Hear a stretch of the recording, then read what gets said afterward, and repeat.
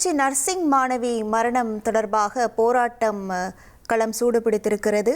Collector வீட்டை முற்றுகையிட முயற்சியானது நடைபெற்று வருகிறது. சற்று நேரத்துக்கு முன்பு சாலை மறியல் போராட்டத்தில் ஈடுபட்டவர்கள் தற்போது கலெக்டர் வீட்டை முற்றுகையிட முயற்சியானது நடைபெற்று வருகிறது. விவரங்களோடு இணைகிறார் நமது செய்தியாளர் தினேஷ்.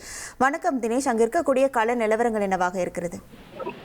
வணக்கம். திருச்சி அரசு மருத்துவமனையில் 3ஆம் ஆண்டு பயிலும் மாணவியினுடைய அந்த சிகிச்சை பலனின்றி உயிரிழந்த விவகாரம் தொடர்பாக இன்று காலை முதல் சக மாணவிகள் மற்றும் உறவினர்கள் போராட்டத்தில் ஈடுபட்ட வந்த நிலையில அந்த போராட்டமானது தொடர்ந்து நடைபெற்றிருந்தது.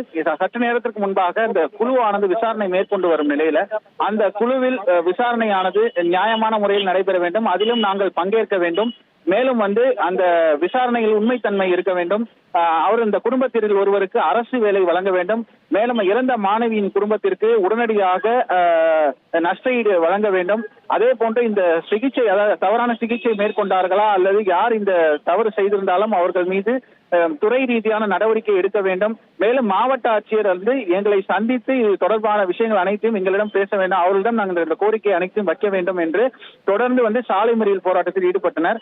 அப்போது இதற்கு ஆதரவாக மக்கள் அதிகாரம் மேலும் SFI, CPI, CPM போன்ற அமைப்பை சேர்ந்தவர்களும் இந்த போராட்டத்திற்கு ஆதரவு தெரிவித்து மேலும் அவர்களும் அந்த மாவட்ட ஆட்சியரை சந்தித்து இந்த கோரிக்கையை வைக்க வேண்டும் என்று தொடர்ந்து கோரிக்கை வைத்த நிலையில திடீர் சாலை மறியலில் ஈடுபட்டவர்கள் மாவட்ட ஆட்சியர் இங்கு வர வேண்டும் என்று தொடர்ந்து முழக்கமிட்டனர். ஆனால் அதை மறுத்த நிலையில மாவட்ட ஆட்சியர் இல்லத்தை முற்றுகையிட முயன்றனர்.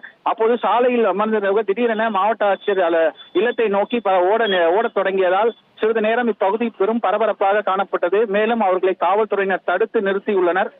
மாவட்ட ஆட்சியர் இன்னும் சற்று நேரத்தில் இங்கு பேச்சுவார்த்தையில் ஈடுபடுவார் என எதிர்பார்க்கப்படுகிறது. விவரங்களுக்கு நன்றி தினேஷ். இனி செல்லும் இடமெல்லாம் செய்தி. தந்தை டிவியின் வாட்ஸ்அப் சேனலை ஃபாலோ பண்ணினா செல்ல இருக்கும் இடமெல்லாம் செய்தி. இதோ QR கோட் இப்பவே ஸ்கேன் பண்ணுங்க, ஃபாலோ பண்ணுங்க.